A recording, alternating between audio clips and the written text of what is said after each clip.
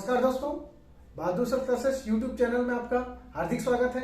आज हम लोग देखेंगे बौद्ध दर्शन के अंतर्गत अष्टांग मार्ग। बौद्ध दर्शन के अंतर्गत अष्टांग मार्ग और ऐसा ट्रिक बताऊंगा कि आप लोगों को चुटकियों में याद है ना, अष्टांग मार्ग आप लोगों को याद हो जाएगा। इसके लिए सबसे आसान ट्रिक है 10 वाक आओ सास।